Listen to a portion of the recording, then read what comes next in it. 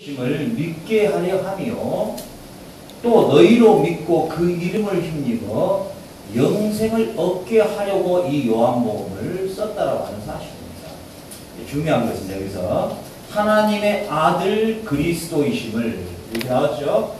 자, 이 헬라적 표현에는 세 가지가 있는데 아들을 표현할 때 첫 번째는 자기가 제자로 양육한 사람을 아들이라고 부르고, 두 번째는 육체적으로 낳은 아들을 아들이라고 부르고, 오늘 예수님께서 하나님의 아들이라고 말했을 때는 하나님의 모든 것을 계시하는 자, 이런 뜻이에요. 그러니까 하나님의 본체를 드러내는 분, 이런 뜻이에요. 그러니까 제자의 아들도 아니고 육신으로 잉태된 아들도 아니고 하나님의 모든 것을, 하나님의 모든 인포메이션을 드러내는 분, 이런 뜻이에요. 그래서 이걸 이제 어렵게 좀 이야기하면 계시 언어라 그래요. 이 언어는 우리가 컴퓨터도 이제 시 언어가 있죠. 컴퓨터 언어가 있듯이 성경에도 이런 계시 언어가 따로 있어요. 이게 아주 중요한 언어예요. 다시 말하자면 오늘 요한은 이렇게 우리에게 알기를 원한다는 거예요. 뭐냐면은 아들을 통하여 아버지에 대한 모든 것을 여러분들이 알기를 원합니다, 이런 뜻이에요. 다시 말하자면 영생을 얻는 건데, 영생을 어떻게 해야 하나님의 일을 하겠습니까? 제자들이 이렇게 물었을 때 예수님이 뭐라고 말씀하냐면 갑자기 이렇게 말씀하셔요. 나를 아는 것이, 나를 믿는 것이 곧 하나님의 일이다, 이렇게 말씀하신 이유가 뭐냐면 예수님이 누구인가를, 하나님이 누구인가를 정확하게 나타내는 그분이 바로 예수님이신데 그 예수님 자체가 또한 하나님이시라는 것이에요. 그렇죠. 그래서 우리가 요한복음을 통해서 하나님이 누구인가를 정확하게 예수님을 통해서 우리가 알 수 있다는 거예요. 그러니까 예수님을 통하지 않고는 반대로 하나님을 알 수가 없는 거예요. 그렇기 때문에 여호와 증인은 구원이 없는 거예요. 알겠죠? 여호와의 증인은 예수님을 하나님이 창조한 첫 맏아들로 표현을 해버려요. 그 아들이라는 것은 육체로 잉태된 거 아니면 창조된 거 둘 중에 하나예요. 아니면 제자의 아들이라든지. 그러나 오늘 성경은 뭐라고 말씀하시냐면 요한은 이렇게 말하고 있는 거예요. 하나님에 대하여 모든 것을 알 수 있는 계시자가 그의 아들이 예수님이시다. 그러니까 우리가 예수님을 통하지 않고는 하나님을 알 수 없는 것이에요. 그렇기 때문에 유대인들이 지금도 오직 여호와는 한 분이시니 하고 하나님을 한 분으로 고백하는 것 좋은 것 같지만 사실은 그리스도를 알지 못하고는 그들은 하나님을 알고 있는 게 아닌 것이에요. 이 요한복음이 그토록 중요한 것이죠. 그리고 결국은 뭐냐면은 요한복음에 나타나는 모든 이적과 표적과 기적들은 사실 목적이 어디에 있냐면 바로 하나님의 계시자, 하나님에 대한 모든 것을 계시하시는 그분을 누구로 고백하게 하느냐에 따라 영생이냐 영원한 형벌이냐, 그 예수님 자신이 하나님이심을 계시하는데 그 계시의 표현이 이적과 표적과 이런저런 것들로 나타내 보인다는 거죠. 그래서 계속적인 반복적인 기적과 표적을 보이시면서 바로 예수님 자신이 하나님이시며 그리고 그 하나님의 속성, 하나님의 모든 것을 다 드러내시는 계시자로 우리가 알기를 원하신다는 것이죠. 자, 여러분들 우리가 이제까지 이제 10장 거의 가까이 갔는데 이 정도까지 갔을 때 이미 우리는 오늘 요한복음이 그토록 원하는 이 요한복음을 기록한 목적에 우리는 부응해야 된다는 거죠. 응답해야 된다는 거예요. 그게 뭐냐면은 복음의 이제 실체화가 돼야 된다는 거예요. 그러니까 이론적 정립은 그 얼마든지 어린아이도 시킬 수가 있는 거예요.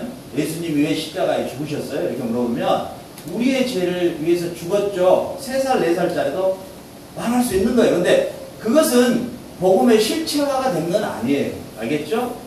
어린아이가 엄마를 사랑한다는 고백하고 아빠가 엄마를 사랑한다는 고백은 인격적인 벌써 그 고백의 차이가 완전 틀린 거예요. 오늘 이 사도 요한은 우리가 예수님을 고백할 때 부부가 아내에게 사랑을 고백한 것처럼 그 고백을 하기를 원하시는 것이죠. 무슨 말인지 알겠습니까? 정말로 그리스도가 예수 그리스도가 하나님의 계시자요 그 하나님의 본체이시며 그분이 곧 우리에게 그분의 그 그리스도의 그 이름에 그 메시아의 그 이름으로 우리가 영생을 얻기를 원한다는 것이죠. 믿습니까? 오늘 우리가 이 짧은 시간을 통해서 여러분들이 이 요한복음의 저자의 의도를 정확하게 여러분들이 온 실체화시켜서 여러분들의 삶에 실체화된 십자가의 복음이 여러분의 삶의 진보를 나타내야 할 것이에요. 여러분의 믿음의 실체화가 돼야 할 것이에요. 이것이 안 되면요. 이건 참 불행한 일이에요. 우리 그리스도인들의 불행이 여기에 있는 것이에요. 복음의 실체화가 되지 않는 피상적인 언어, 믿음, 고백 이런 것들이 다 우리의 영혼에 아주 피폐함이 있는 것이죠.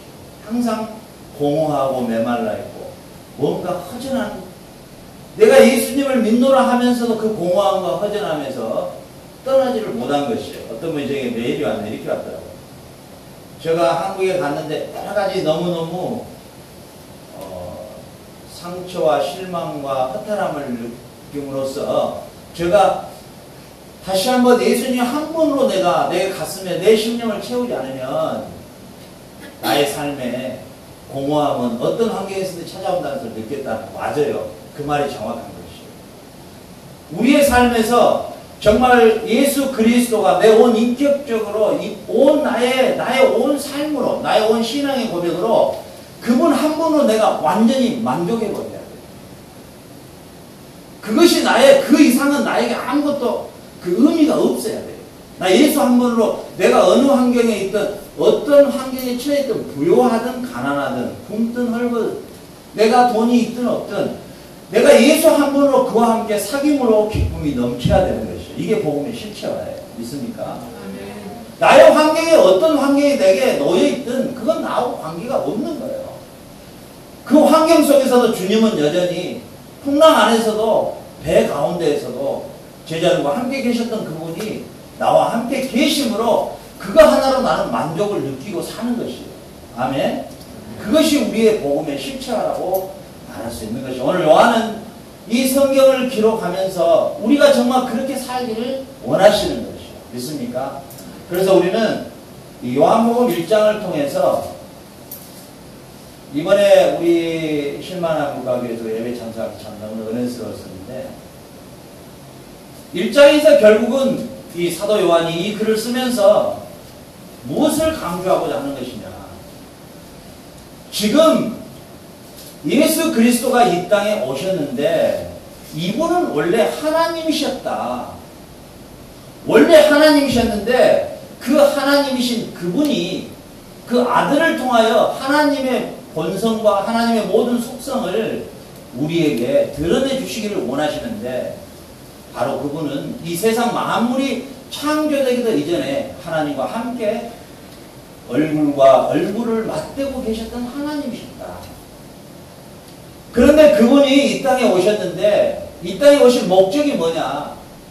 여러분들이 하나님과의 아담의 저주로 말미암아 아담의 타락으로 말미암아 아버지와 아들의 관계 깨져버린 아버지와 아들의 관계를 다시 회복으로 오셨다. 이분을 영접만 하면 그 깨져버린 하나님 모든 사람이 죄를 범하며 하나님의 영광에 이르지 못했던 하나님과의 관계 완전히 고장나버린 인생 그야말로 소생할 수 없는 인생을 다시 영접하는 자 그 이름을 믿는 자에게는 하나님의 자녀가 되는 권세를 주러 오셨다. 예수님께서 이렇게 말씀하셔요. 마태복음 7장 5장 계속 말씀하시면서 너희는 이제 이렇게 기도할 때가 왔다. 정확하게 말하자면 너희가 이렇게 기도할 때가 드디어 왔다 이 말이에요. 드디어 너희들이 이제껏 대제사장을 중심으로 해서 속죄제를 드리고 하나님 앞에 1년에 한 번 속죄를 받는 그런 방식인데 이제는 그 방식이 끝났고 새 시대가 열렸는데 이제는 너희가 이렇게 기도할 때가 왔는데 이렇게 기도하여 하늘에 계신 나의 아빠라고. 아버지라는 표현이 아니에요. 원래 아빠라 그랬죠. 아빠야 아빠라고. 예수님의 십자가의 죽으심을 통해서 가장 크게 이루신 위대한 게 뭐냐면 감히 내가 하나님을 아빠라 부를 수도 없고 선악과를 따먹음으로 두려워하여 숨어버린 존재가 이제 에베소 2장 1절에서는 본질상 진노의 자녀로 공중의 세상의 악한 영을 따라가는 그 존재, 결국에는 죄와 사망만이 기다리고 있는 그 존재가 아들의 십자가를 통해서 이제 우리가 하나님을 아빠라고 부를 수 있게 하셨다는 거예요. 아멘입니까? 아멘. 이게 십자가의 위대함인 것이에요. 위대함. 양자도 아니에요. 이제 우리는 신자도 아니에요. 우리는 그리스도 안에서 한 몸이 되어버린 존재예요. 믿습니까? 이번에 우리 이수 목사님이 신학교에서 교회론을 강의하시는데 제가 참 깜짝 놀랐어요. 깜짝 놀란 게 뭐냐면 저렇게 교회론을 설명한 분을 아직 제가 못 봤거든요. 사실 교회론에 대한 바른 정리해 간다는 게 굉장히 힘든데 이게 교회의 가장 중요한 생명과 같은 것인데 방금 제가 드린 이야기가 뭐냐면 한 몸 덩어리가 돼버린 거예요. 친자고 양자고 그런 뜻이 아니에요. 이제는 그리스도의 십자가의 죽으심을 통하여서 우리가 예수와 한 몸으로 연합돼 버린 것이에요. 믿습니까? 그런데 이 우주적 공교회가 사실은 그리스도의 머리 되시고 우리가 한 덩어리예요. 한 덩어리. 아수시온 교회, 남평교회, 남미교회, 쉴만한 물가교회 이런 개념이 아니라 그리스도가 머리 되시고 우리가 한 몸통이 돼버린 거예요. 그리스도의 몸이 돼버린 거예요. 믿습니까? 이것이 바로 우리가 예수 안에서 놀라운 은혜 중에 은혜가 이 은혜인 것이에요. 알겠어요? 그러니 예수님께서 우리에게 주신 새 계명은 힘든 게 아니에요. 왜요? 내 몸을 내가 사랑하는 거, 내 몸을 위해서 샤워하고, 내 몸이 아프면 병원 가고, 내가 배고프면 밥 먹고, 그것은 수고가 아니에요. 그건 당연한 거죠. 한 몸의 지체로 연합된 한 성도가 힘들고 어려울 때 내가 그를 구제하는 게 특별한 게 아니에요. 어려운 게 아니에요. 그건 당연하고 자연스러운 거예요. 왜 교회가 분쟁이 되고 나눠지고, 왜 교회가 영적인 성장을 하지 못하느냐? 교회론에 대한 정리가 안 되어 있기 때문에 그래요. 오늘 우리 예수님께서는 이 땅에 오신 첫 번째 목적을 요한은 어디에다 두냐면 영접하는 자 그 이름을 믿는 자에게 하나님의 자녀가 되는 권세를 주시기 위해서 예수님이 오셨다라고 기록하고 있는 것이에요. 그리고 1장 29절에 가서 세상 죄를 지고 가는 하나님의 어린 양으로 소개를 하는 거예요. 우리 이수 목사님 감성이 참 풍부하잖아요. 보라. 참 저도 참 성경을 그래 여러 번 봤지만 그렇게까지 제가 들어가지는 못했는데 우리 딸이 아주 너무 큰 감동을 받았더라고요. 그렇습니다. 네, 그렇습니다. 예수님께서 이 땅에 오신 목적을 십자가를 목적으로 오셨다는 것이에요. 여러분 우리 하나님과 우리와의 관계는 분리라는 개념이 없어요. 무슨 말인지 알겠습니까? 그런데 유일하게 분리될 수 있는 분이 그리스도예요. 왜요? 하나님이 내 안에, 내가 하나님 안에, 그리스도와 하나님 안이 한 몸이세요. 한 몸이기 때문에 십자가에서 주님이 내가 아버지가 왜 나를 버리셨습니까? 왜 나를 버리십니까? 이게 아버지와 철저하게 단절된 순간이죠. 근데 우리 피조물은 하나님과 단절의 개념이 없어요. 우리는 피조물 뿐이에요. 근데 예수님께서는 아버지와 정확하게 단절을 갖추신 거예요. 정확한 분리를 한 거예요. 근데 그 분리는 다시 연합을 위한 분리지 그 분리는 영원한 분리가 아니었어요. 마지막 예수님이 요한복음 17장에서 아버지여 이제 내가 십자가를 지러 가는데 이제 내가 다시 아버지와 함께 영광을 가졌던 그 영광의 그 시간으로 제가 다시 돌아가기를 원합니다. 내 십자가를 짐으로 아버지께서 영광을 받으십시오. 마지막 예수님의 제자가 요한복음 17장에 예수님의 기도인 것이에요. 무슨 말이냐면 예수님께서 십자가에서 다 이루셨다. 무엇을 다 이루셨다는 거예요? 무엇을? 바로 저와 여러분을 이제 아버지와 아들과 우리까지도 포함해서 한 덩어리로 묶어버리는 작업을 이루셨다는 것이에요. 믿습니까? 아버지와 아들만 연합됐던 관계가 그리스도의 십자가를 통해서 분리되면 우리까지도 이제 함께 아버지와 한 몸을 이루시는 거예요. 내가 너희 안에, 아버지가 내 안에, 너희가 내 안에. 아멘. 우리의 복음의 위대한 실체가 여기에 있는 것이에요. 여러분은 고린도전서 3장 13절에 너희는 하나님의 영이 거하는 하나님의 성전인 줄 알지 못하느냐. 그걸 더럽히면 안 될 것이라고 사도 바울이 강하게 권면하시는 것이에요. 여러분 안에 여러분만 존재한 게 아니라 그리스도의 영이 존재하고 하나님이 여러분과 함께 하시고 우리는 하나님과 우리가 완전히 한 몸을 이루고 살아가는 성전이 오늘의 우리인 것이에요. 우리의 정체성인 것이에요. 믿습니까? 그렇기 때문에 교회의 목표와 성도의 목표는 이런저런 장황하고 크고 위대한 일이 아닌 것이에요. 거기에 우리가 속아 넘어가면 큰일 납니다. 우리 하나님이 원하시는 것은 이 교회의 목표와 성도 한 사람의 목표가 거룩입니다. 거룩한 삶인 것이에요. 그리스도의 인격과 그분의 형상을 드러내는 게 교회의 목표인 것이에요. 이게 교회의 생명이에요. 이게 이방인이 알지 못한 신비로운 생명체입니다. 그리스도의 인격과 형상을 드러내는 그 신비로움이 이 교회에서 이루어지기를 원하시는 거예요. 우리 실만한 물가교회가 이것이 목표되기를 원합니다. 뭐 사람 많으면 어떻고 뭐 적으면 어떻습니까? 그렇잖아요. 우리 예수님이 이렇게 말씀하셔요. 산 위에 있는 등불이 절대 여행자들에게 속일 수가 없다.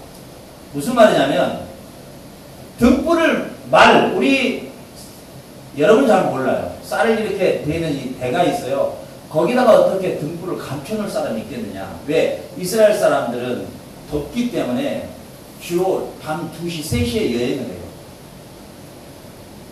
그래서 여행자를 위해서 일부러 여기가 동네가 있습니다 하고 불을 켜놔요. 예수님이 그 비유를 드시는 거예요. 너희들이 여행자를 위해서 불을 밝히면 여행자가 아무리 깊은 산속에 있다 할지라도 그 불빛을 보고 찾아오지 않느냐. 너희는 세상의 빛이라. 이 말이에요. 무슨 말이냐면 실만한 물가 우리 교회가 1시간, 2시간, 10시간이 떨어진 곳에 있다 할지라도 그야말로 그리스도의 인격과 아름다운 거룩한 형상이 드러나면 사람들이 찾아온다는 것이에요. 믿습니까?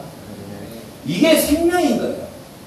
여러분 한 사람 한 사람이 실만한 물교 교회에 여러분들이 그리스도의 지체가 돼서 여러분들의 삶의 현장에서 그리스도의 형상과 그 인격이 드러나면 그게 전도인 것이에요. 그게 선교예요. 선교와 전도는 거창하고 시끄럽고 우왕좌왕한 게 아니에요. 무슨 이벤트가 아니라고. 여러분 자신이 불빛을 밝히면 그 불빛 자체가 그리스도의 인격으로 드러나면 여러분들에게 여행자들이 찾아오듯이 찾아온다는 것이에요.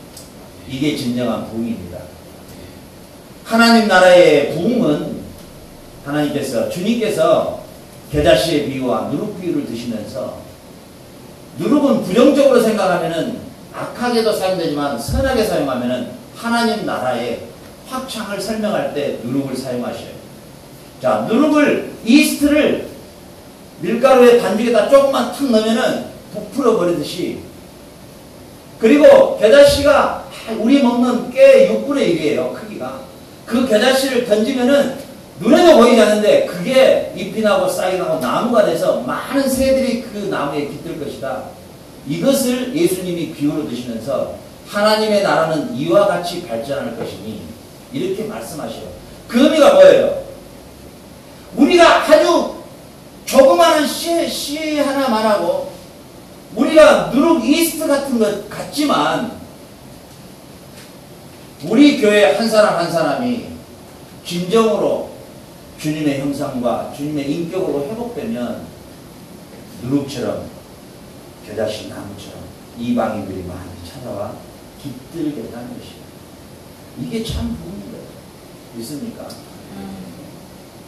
지금 부흥이니 전도니 교회 성장이니 이런 용어들을 사용하는데 그 전혀 성경적인 내용이 아니다는 것이죠. 아니다는 것이죠. 오늘 이 사도 요한은 처음부터 끝까지 우리에게 관심을 어디다 두라고 하냐면 예수 그리스도가 구주 되심과 그가 하나님의 아들 되심과 그를 통하여 영생을 얻기를 원하는 것, 그 이상은 아무것도 우리에게 요구한 게 없다는 것이에요. 믿습니까? 예수님의 절대 관심도 우리에게 영혼 구원은 외에는 없어요. 그 외에는 관심이 없는 것이에요. 그래서 우리가 2장에서 보았듯이 갈릴리에 가나 혼인잔치가 있었죠. 거기에서 물로 포도주를 바꾼 사건이 나왔죠. 그 기적과 표적을 이루셨죠. 자, 우리가 전번에 살펴보았듯이 이 2장에 나타난 물과 포도주로 바꿔지는 사건은 이미 이사야 선지자 예수님이 오시기 전에 800년 전에 내가 메시아를 보낼 텐데 그 메시아가 잔치를 벌일 텐데 그 잔치 가운데 묵은 포도주를 내줄 것이라고 이사야 선지자는 이미 기록이 났다는 사실이에요. 예수님께서 가나안 혼인잔치에서 그 포도주를 물로 포도주를 바꾸시면서 무엇을 나타내고자 했느냐? 예수님의 내 능력이 이만하다. 그러면 와인 공장은 다 망해버려 큰일 나죠. 그게 아니고 내가 바로 이사야 선지자가 예언해놨던 그 예언을 성취하는 메시아라는 것을 예수님이 보여주시기 위해서 의도적으로 물로 포도주를 만드시고 그리고 잔치집 사람들이 다 놀라는 거예요. 처음에는 좋은 거 같다가 술이 좀 채면은 나쁜 걸 내리거든요. 뒤에 나온 게 너무나 특 포도주가 나온 거예요. 가나안 혼인잔치에서 여러분들이 우리가 살펴보았듯이 이 가나안 혼인잔치는 이제 하나님과 우리 인간과의 관계에서 끊어져 버렸던 영생의 잔치가 바로 가나안의 잔치인 것이에요. 드디어 예수 그리스도를 통해서 우리 인류와 사망과 죽음과 사망 안에 거해 있는 인류들에게 드디어 생명의 잔치, 영원한 잔치, 영생의 잔치를 벌려주는 그리스도의 메시아 되심을 직접 나타내는 첫 사건이 가나안 혼인잔치입니다. 그래서 우리가 요한복음을 기록한 목적이 바로 예수님이 하나님의 아들 되시며 그의 이름을 힘입어 영생을 얻게 하려고 이거보다 더 많은 표적과 기적도 있지만은 이 표적을 기록함의 목적이 예수가 그리스도이시며 그분만이 참 우리에게 영생을 주실 분임을 나타내고자 하는 게 요한복음을 기록한 목적이라는 것이에요. 믿습니까? 여러분들의 신앙의 고백이 이렇게 나와야 한다는 것이죠. 그렇습니다. 예수님만이 참 나에게 영생을 주실 메시아이십니다. 아멘. 예수님만이 참으로 나의 구주십니다. 이 고백이 여러분들이 요한복음의 강해를 들으면서 여러분들이 이 고백이 반드시 여러분에게 나와줘야 된다는 것이에요. 믿습니까? 예수님께서는 이 사마리아 여자하고 함께 대화를 나누실 때 예수님 자신을 이렇게 고백하세요. 너는 이 물을 먹어도 또 목마르겠지만 내가 주는 물은 생명을 주는 영생수다. 이걸 주님이 말씀하십니다. 예수님 자신을 뭘로 나타내요? 내가 생명을 주는 영생수의 수여자다. 너가 나로 말미암아 영생에 얻을 수 있는 유일한 길이 왔는데 이제 드디어 이 영생수를 먹을 수 있는 드디어 야곱이 파는 물이 아니라 우물이 아니라 나를 통해서 누구든지 영생수를 먹을 수 있는 신령과 진리로 예비할 때가 왔는데 이제는 사마리아도 아니고 유대도 아니고 신령과 진리로 이 말은 다시 말하자면 성령에 감동된 기록된 말씀으로 통하여 이 말이에요. 이제는 어디서든지 어느 장소든지 예수 그리스도가 하나님의 아들 되심과 그분이 우리의 구주 되심을 고백하는 그 장소가 생명수를 얻어 마실 수 있는 장소가 되어있다는 사실이죠. 믿습니까? 화려한 건물, 웅장한 성가대,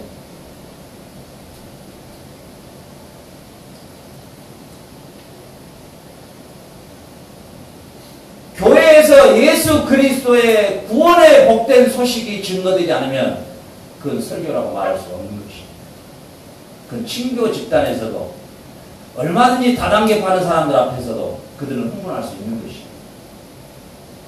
여러분들이 교회에 지금 이 나이 때 신앙생활을 할 때 이 체질을 완전히 바꿔놔야 돼요.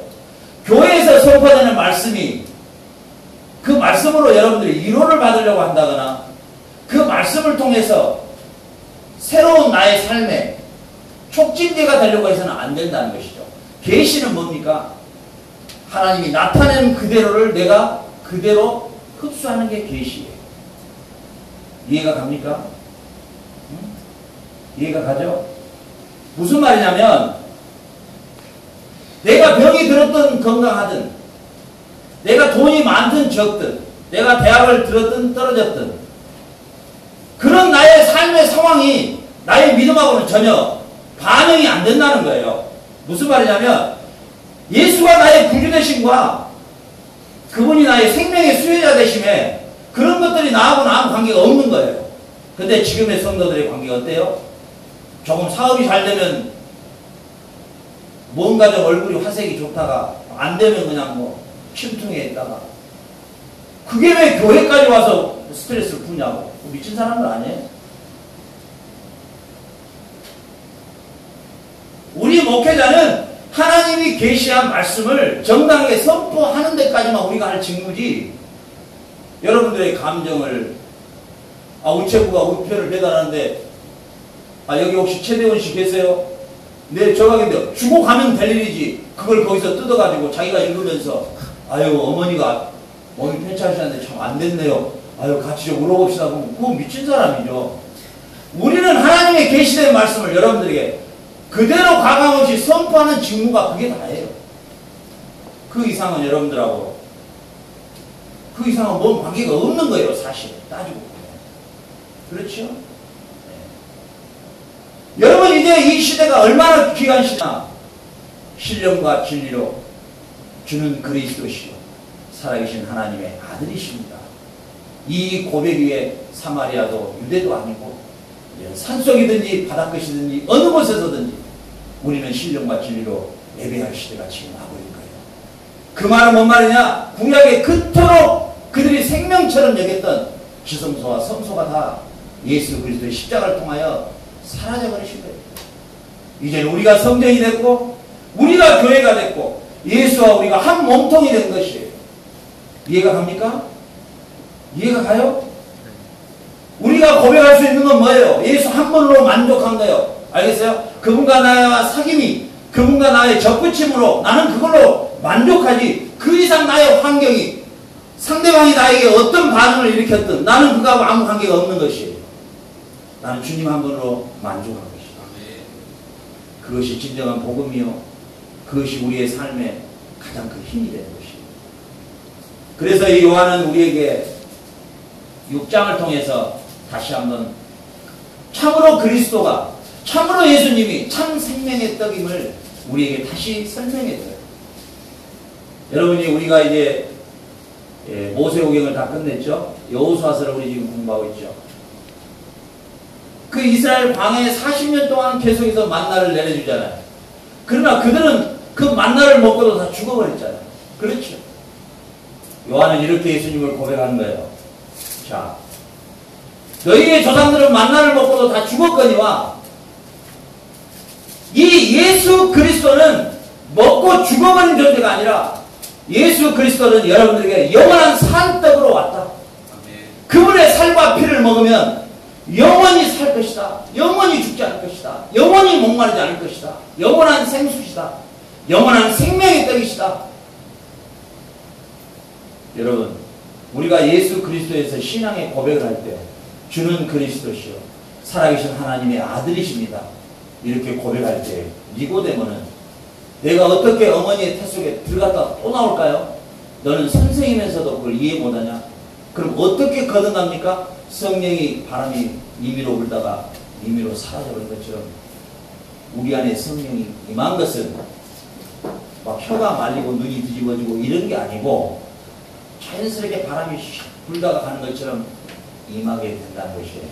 그런데 더 놀라운 사실은 우리가 신앙을 바르게 고백할 때 우리 안에 성령이 오실 때 예수 그리스도의 피와 살을 동반해서 오신다는 거예요. 이해가 갑니까?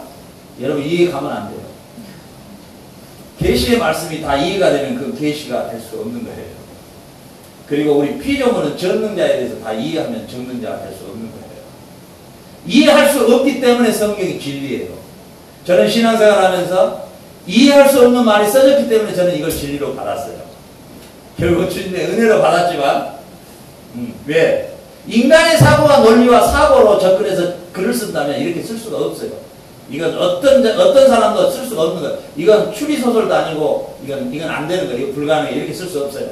한 해로 969살을 살고 죽었더라. 이것은 인간의 머리로서 그걸 쓸 수가 없는 거예요. 이해가 가죠? 오늘 예수님께서 우리에게 생명의 떡으로 내 떡을 먹으라 했을 때 이게 신비예요. 우리가 우리 인간의 머리로 해석할 수 없는 신비인데 주님을 고백할 때 예수 그리스도께서 흘리신 십자가의 피와 살을 동반해서 우리 안으로 오시는 거예요. 믿습니까? 그 생명의 떡이 우리를 사망에서 생명으로 옮기시는 거예요. 그 영원한 생명을 우리에게 주시는 것이에요. 예수님이 왜 500의 기적을 왜 보이셨느냐? 바로 내가 광야에서 만나를 5일만 먹지 않으면 다 죽어요. 광야에서. 자, 그것을 먹어도 죽지만은 나의 살과 피를 먹고 마신 자는 다 영생을 할 것이다. 이 기사를 이 표적을 왜 요한이 기록해 놨다고요? 예수 그리스도의 하나님 아들 되심과 그 힘을, 그 이름을 힘입어 영생을 얻게 하려고 이 500여의 기적의 표적을 기록해 놨다는 사실입니다. 믿습니까? 죄가 좀 주인들 다 망하라고 예수님 빠디바르키 이게 빵을 갖다가 다섯 개 빵으로 5,000명 먹여버리면 이달고 다 망하지 그렇게 되겠어요. 성경을 자꾸 그렇게 보면 이게 문제가 심각한 거죠. 그래서 항상 이 요한복음을 쓴 저자가 무슨 의도를 가지고 이 성경을 기록했는가? 여러분들은 이런 것들을 잘 어떤 성경의 본문이든지 이 본문을 중심으로 해서 여러분들이 살펴야 된다는 것입니다. 그러나 놀라운 것은 성경 창세기부터 계시록까지 오직 말하고자 하는 저자의 총체적 의도는 예수 그리스도 하나님. 믿습니까? 창세기 1장 1절에도 예수 그리스도가 적어있고 계시록 마지막 끝에까지도 주 예수에 어서 오시옵소서. 모두가 다 예수에 대해서만 기록한 거예요. 예수님이 직접 말씀하셔요. 성경은 나에 대해서 증거한 것이다. 예수님이 직접 말씀하셔요. 성경은 나에 대해서 증거한 거다. 그러면 당연히 성경은 예수에 대해서만 이야기하고 있다는 것이죠. 믿습니까? 자, 여러분 오늘 본문의 말씀 한 절로 오늘 여러분의 복음의 실체화를 함께 나누고 마치도록 할게요. 자, 8장 2절입니다. 8장 12절. 8장 12절. 자, 같이 함께 한 목소리로 함께 합독합니다. 예수께서 또 말씀하시기를 나는 세상의 빛이니 나를 따르는 자는 어둠에 다니지 아니하고 생명의 빛이 얻으리라. 자, 보세요. 이제 500의 기적, 사마리아 여인과의 만남의 그런 대화, 니고데모하고의 대화, 그리고 요한이 직접 예수님에 대해서 증거하고 또 이 세례 요한이 직접 증거하고 이제 500여까지 다 맞추고 그 다음에 예수님이 결론으로 이 말씀을 주고 있는 거예요. 자, 이 정도 내가 너희들에게 보였으면 이제 나를 메시아로 믿을만 할 때도 됐지 않겠느냐. 그런데 유감스럽게도 여기까지도 결코 예수님을 죽이려고만 하지 메시아로 영접한 사람은 극히 적다는 거예요. 그런데 예수님께서 오늘 이 말씀하세요.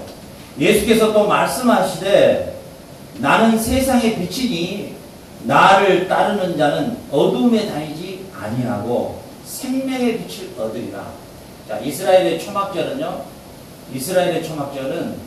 그 시내 전체가 밝아지도록 지금 같으면 불을 다 켜요.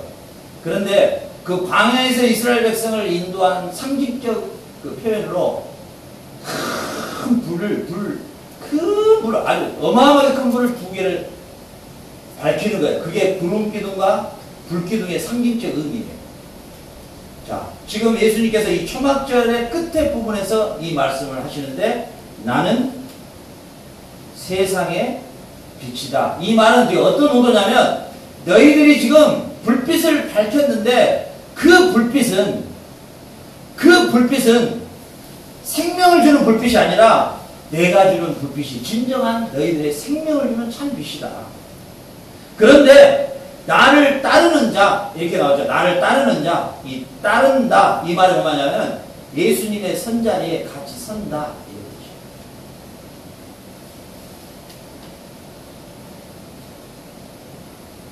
자, 오늘 복음의 실체화에 대해서 여러분에게 마지막 각인을 하고요, 메모를 잘 해놓으세요. 예수님이 우리를 구원하신 방식은 예수님 자신이 소멸됐어요. 하나님께 직접 분리되는 아픔을 겪으셨어요. 그 결과로 우리에게 구원을 주시는 놀라운 역사를 일으키셨어요.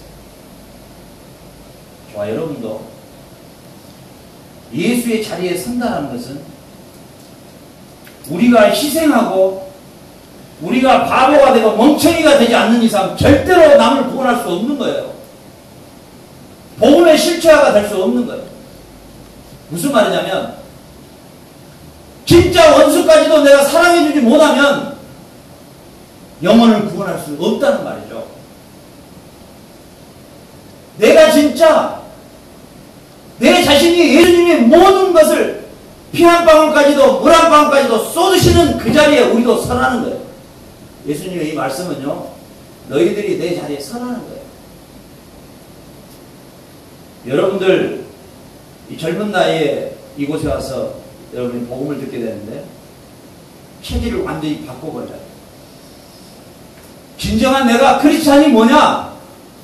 내가 진정한 크리스찬이 뭐냐? 예수의 선자리에 내가 서는 거예요. 오늘 예수님이 말씀하셔요. 너희들이 나의 선자리에 서주라는 거예요. 서주라는 거예요. 예수님의 선자리는 어떤 자리였어요? 십자가의 자리였어요. 십자가의 자리였어요. 그리고 모든 사람이 조롱하고 비웃은 자리였어요. 모든 사람들에게 멸시와 천대를 받았던 자리예요. 예수 믿고 잘되고 부자되고 명예 얻고 권세 얻고 이런 방식이 아니다는 거죠. 이건 이방인들이 추구하는 거예요. 이건 이방인들의 신앙관이지 주님이 가르치신 게 아니다는 거예요. 주님은 우리에게 말씀하셔요. 내 자리에 서라는 거예요. 내 자리에 서. 그런데 놀라운 건 이게 이제 역설이에요. 파라독스예요. 우리가 그 자리에 서면 바울처럼 내가 다 망한 것 같고 없는 것 같고 내가 모든 걸 다 포기한 것 같지만 나는 나에게 모든 것이 있고 나는 나에게 모든 것이 풍부하다. 우리가 그 자리에 설 때 다 잃어버린 것 같고 정말 멍청이 같은 그런 취급을 받을 수 있을지라도 그 자리가 우리에게는 주님이 원하시는 복된 자리인 것입니다. 그래서 예수님이 누가복음 6장에서 말씀하십니다. 이 땅에서 너가 웃었느냐? 너는 내 나라에서 울 것이요. 네가 이 땅에서 울었느냐? 너는 웃을 것이요. 네가 이 땅에서 줄였느냐? 너는 내 나라에서 배부를 것이요. 너가 이 땅에서 배불렀느냐? 너는 내 나라에서 줄일 것이다. 주님의 자리에 선다는 것은 이 땅에서의 주님이에요. 그리고 눈물이에요. 우리의 선지자들이 다 그랬어요. 돌에 맞아 죽고 히브리서 11장에 보면은 동굴에 갇혀 죽고 양의 가죽을 써서 죽고 몸을 톱으로 선 자리에서 썰어서 죽고 우리의 모든 선진들이 그랬으므로 예수님은 말씀하셔요. 너희는 기뻐하고 즐거워하라. 너희 선진들이 다 그렇게 당했으니까 나의 자리에 서라. 나는 여러분도 오늘 학교 갔다 오자마자 밥 먹고 그 쉬는 시간 그 몇 분도 짬을 모시고 그 자카르타에서 오는 애들을 매일 악기를 가르치고 음악을 가르치고 없는 돈에서 과자도 사주고 노트도 주고 그 냄새나고 이런 애들 안아주고 보듬어주고 그게 여러분 주님 앞에 선 거예요. 그게 위대한 것이지 오바마 대통령이 위대한 게 아니란 말이죠. 무슨 말인지 알겠어요? 여러분이 주님의 손자리에 주님이 걸으셨던 그 자리의 삶이 여러분의 복음의 실체화예요. 그 자리가 비록 외롭고 힘들고 괴롭고 쓸쓸하고 남들에게 비웃음거리가 조롱거리가 된다 할지라도 그 자리가 바로 주님을 따르는 자리인 것이다. 오늘 주님 우리에게 말씀하시죠. 나를 따르는 자는 어둠에 다니지 않는 것이다. 나를 따르는 자, 나와 함께 선 자는 결코 어둠에 따르지 않는 것이다. 저와 여러분, 이제 우리가 하나님의 은혜와 하나님의 섭리로 우리가 쉴만한 물가교를 섬기게 됩니다. 교회의 질서에 따라 쉴만한 물교의 당회장님은 이희수 목사님이세요. 저는 선교사예요. 선교사는 당회장 목사의 치비 안에 있는 것이에요. 이게 교회의 질서입니다. 여러분들이 우리 쉴만한 물가교회를 섬길 때 여러분들 철저하게 우리 이희수 목사님의 철저한 지도와 철저한 오를 여러분들이 거기에 순종하고 여러분 100% 충성하기를 주의 이름으로 축원합니다. 그것이 곧 주님께 충성하는 것. 여러분이 이제 한 몸통이 됐고 예수님의 머리 되시고 한 몸이 된 이 교회가 앞으로 이 어두운 아스시온의 불빛으로 우리 쉴만한 물가 교회가 여행객들에게 불빛을 알리는 아름다운 교회로, 그리고 우리 쉴만한 교회 성도님들이 단 한 분이 단 두 분이 있다 하더라도 그분들이 그의 삶의 자리에서 예수의 형상과 예수님의 그 인격을 드러낼 때 이 빛으로 이 어두움을 밝힐 거예요. 복음의 실체가 되는 그런 우리의 교회가 되기를 주님의 이름으로 축원합니다. 기도하겠습니다. 거룩하신 하나님 아버지,